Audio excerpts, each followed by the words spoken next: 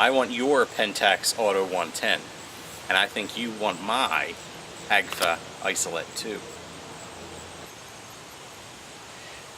Classic 1950s German design, 85mm lens, 120 film, up to 1/500th of a second shutter speed.